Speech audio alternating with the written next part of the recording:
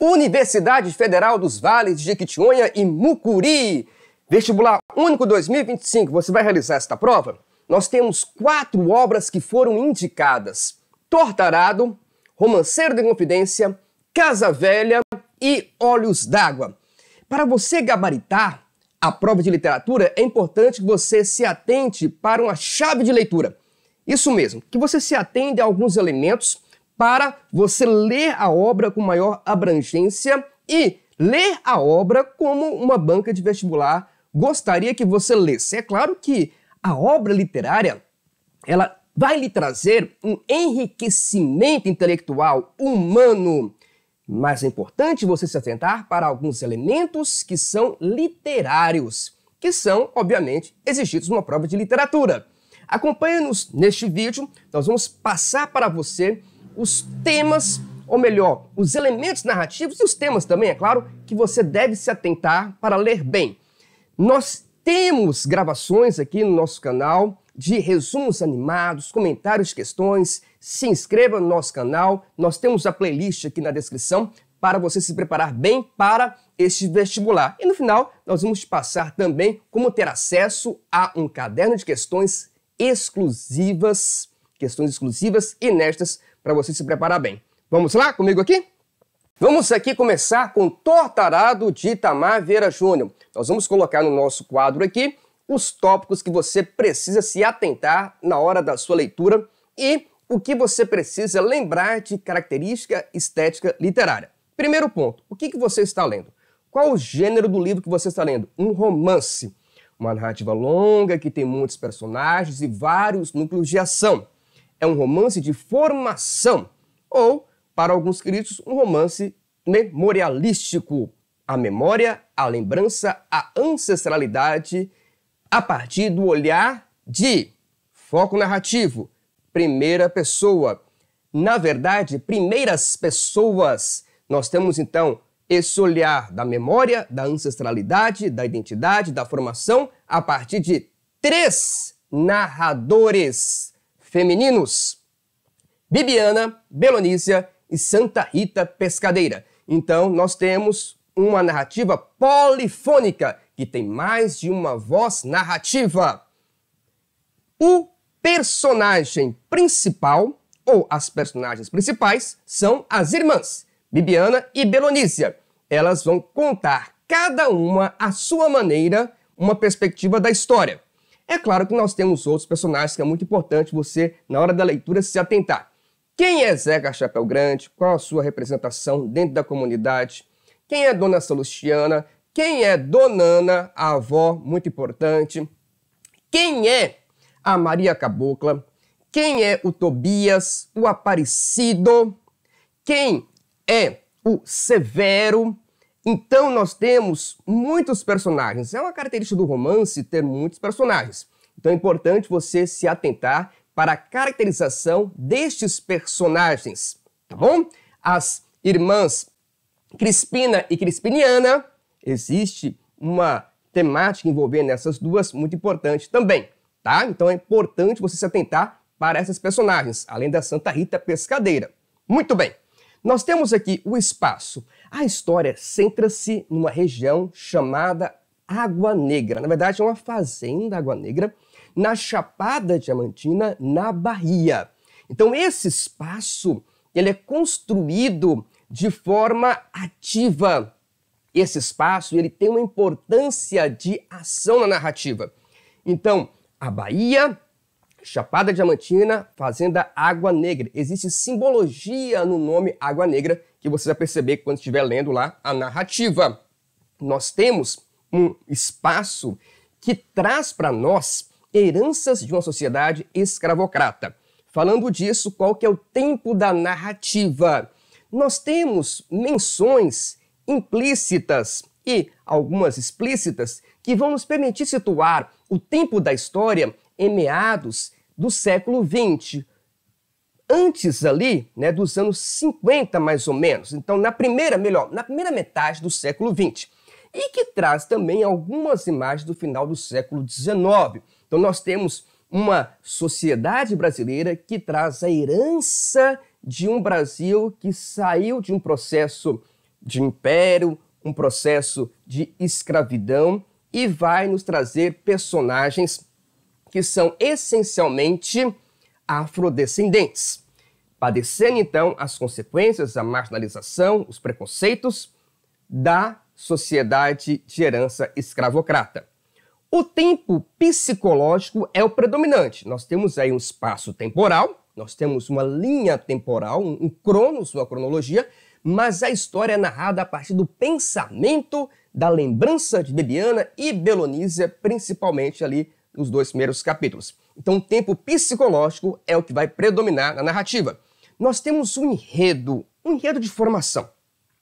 Lá no início, a Bibiana e Belonísia, com seus irmãos, eles se apresentam, elas se apresentam, cada qual com seu foco, e aí nós vamos ter o acidente que vai machucá-las, e esse acidente fatalmente com uma faca vai ser muito importante para o processo de formação dessas duas meninas que se transformarão em mulheres fortes, cada qual com a sua força. A Bibiana, sobretudo com a força da intelectualidade, com a educação, e a Belonísia com a força da terra, da resistência.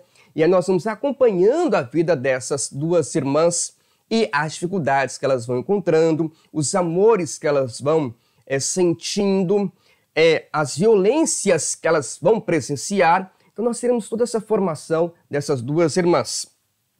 Os capítulos, 3 capítulos, o primeiro chamado Fio de Corte, cuja cena principal é logo ali no início, que é o acidente com a faca, e aí ele vai ser narrado por uma dessas irmãs, que vai ser narrado ali pela Bibiana.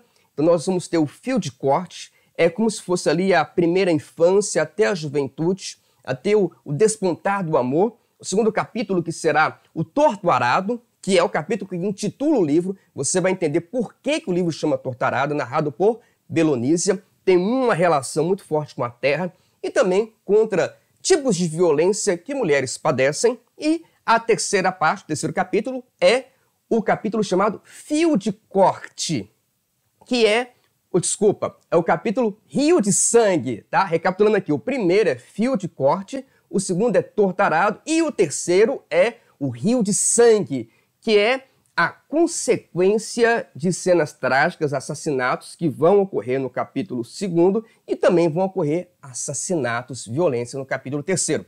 Essa terceira parte é narrada por Santa Rita Pescadeira e é uma narrativa mais ampla, vai englobar a ancestralidade, uma narrativa transcendente. E nós temos temáticas, uma temática social muito forte que envolve a questão da terra, a luta por direito de existir e de morar na região, aquele patrão branco que só aparece quando é conveniente.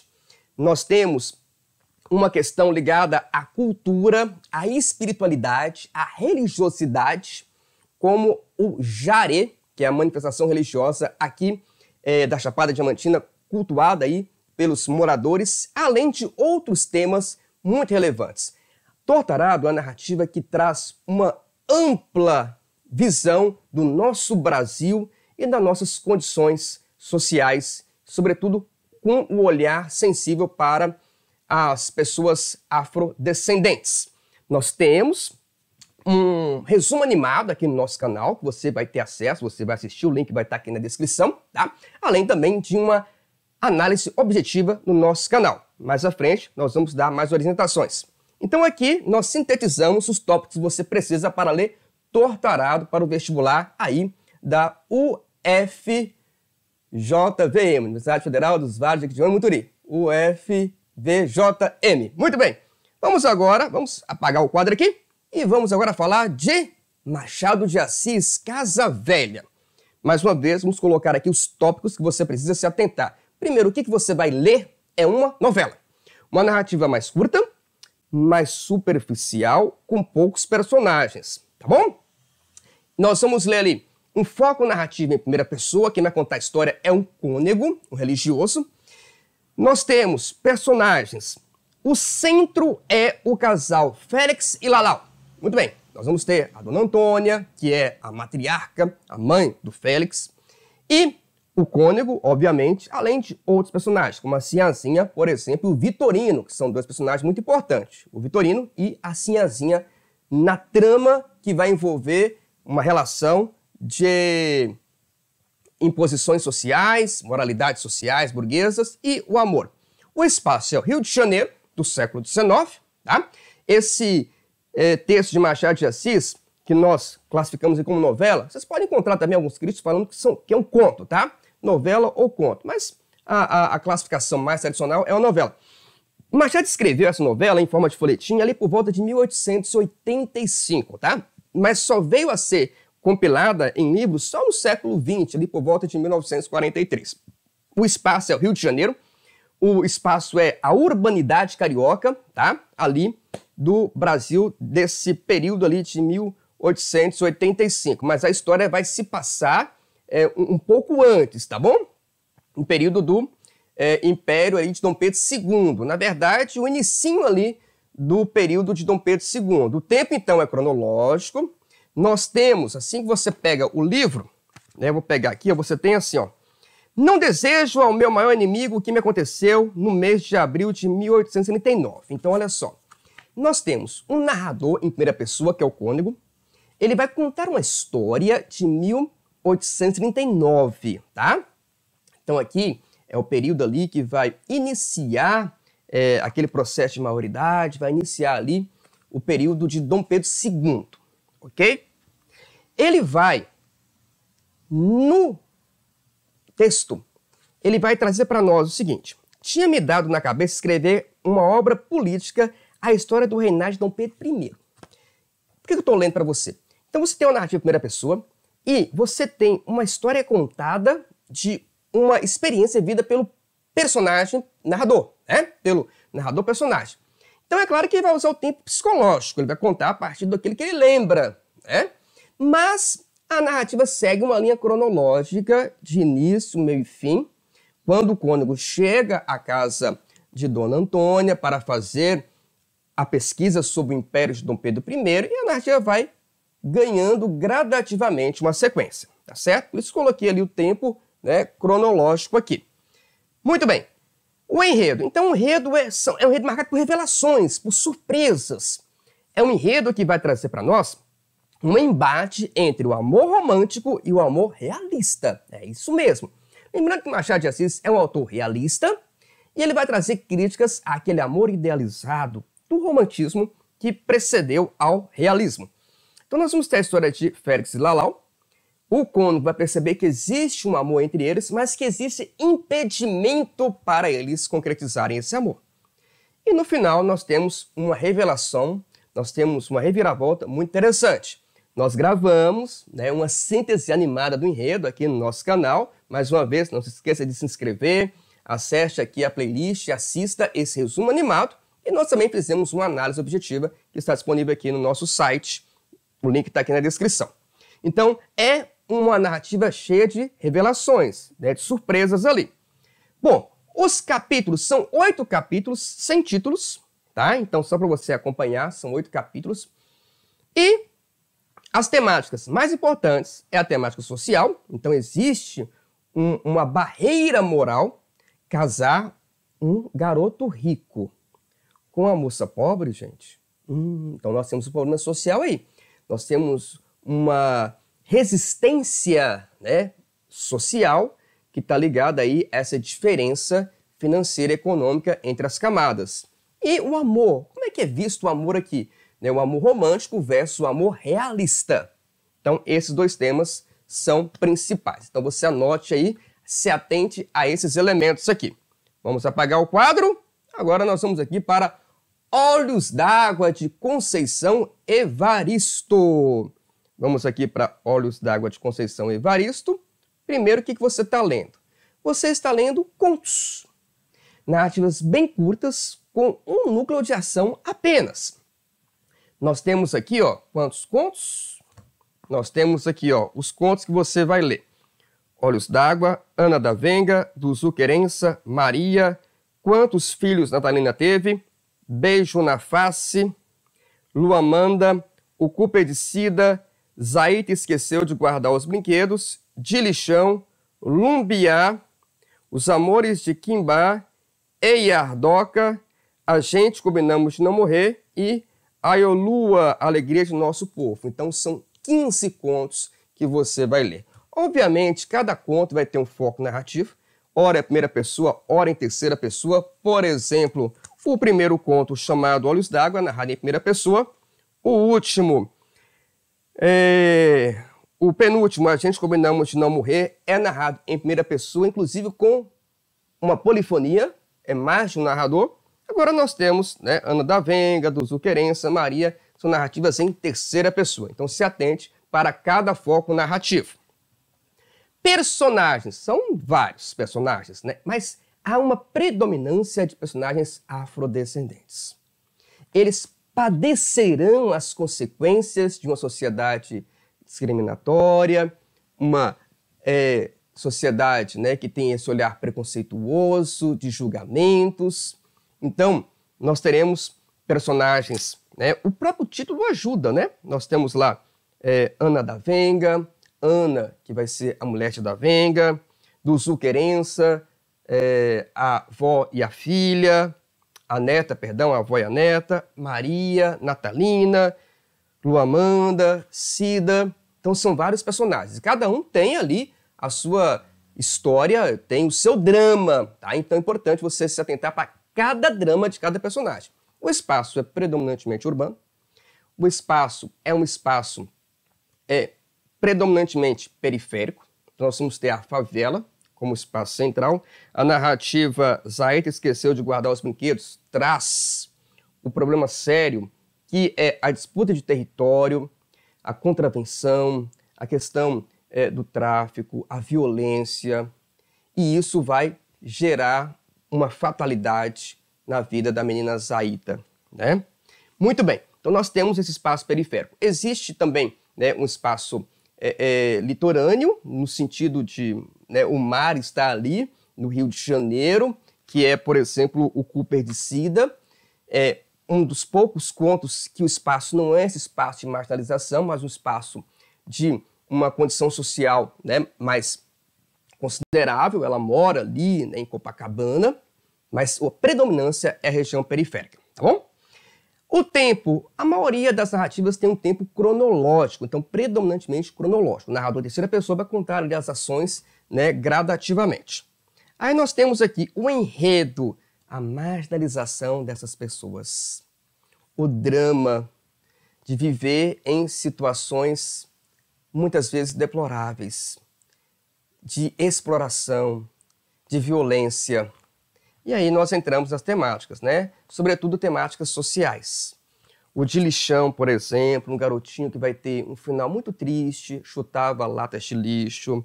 A história dos Amores de Quimbá, um garoto que não se reconhece. Nós temos o tema da identidade, não se reconhece, vai se envolver, né, com amigos que não são da sua classe social nem econômica, não são da sua pele, e também vai ter um final muito triste.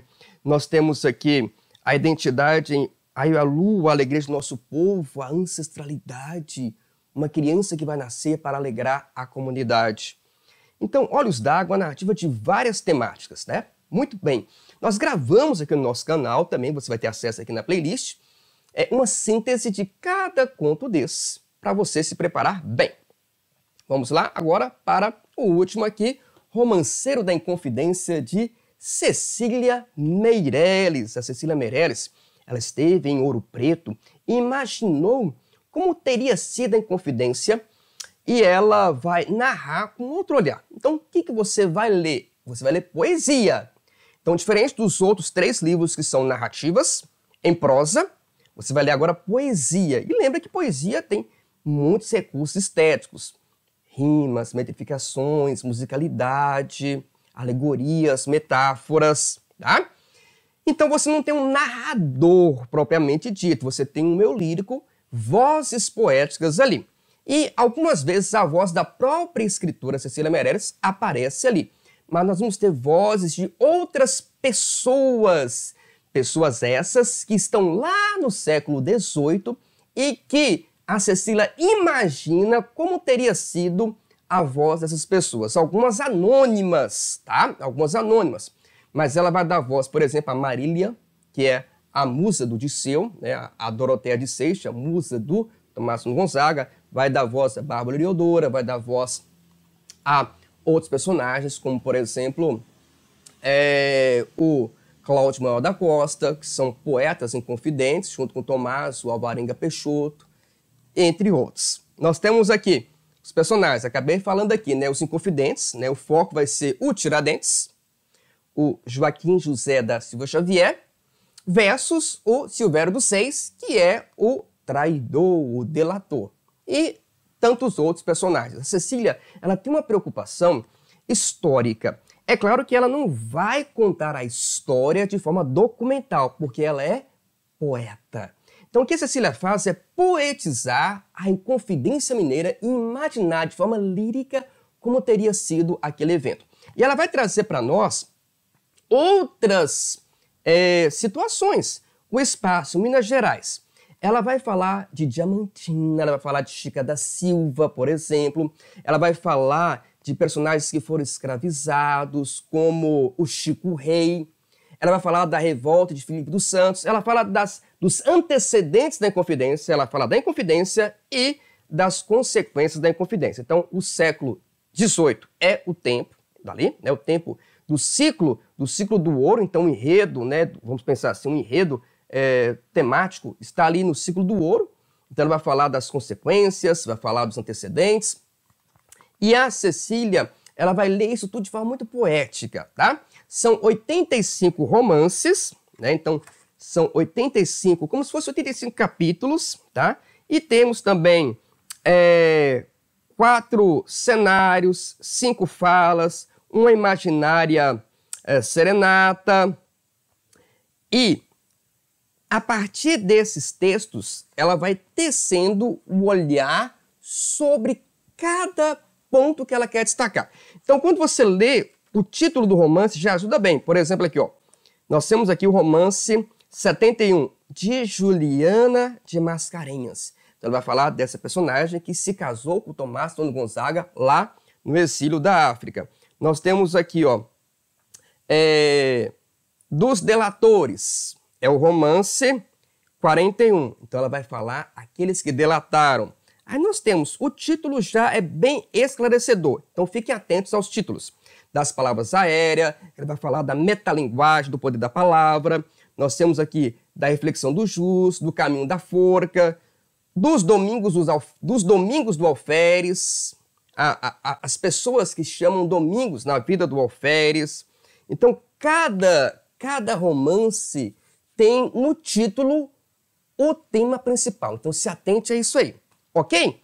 Então, né, passando aqui as temáticas social, tá? E as alegorias, as metáforas que nós temos aqui em torno da visão de Tiradentes como se fosse um Jesus crucificado, no caso aqui, né, esquartejado, enforcado, esquartejado, e o Silvério dos Reis como Judas, o traidor da história.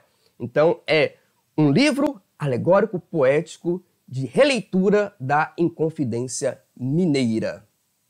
Então passamos aqui para vocês a chave de leitura dos livros cobrados, que serão cobrados no vestibular da Universidade Federal dos Vales de Jequitinhonha e Mucuri deste ano de 2025. Se atente àqueles tópicos quando você estiver lendo, tá? Vai gravando, fazendo ali o seu mapa mental. E, obviamente, acompanhe aqui as nossas postagens para ajudar você a se preparar bem para este vestibular.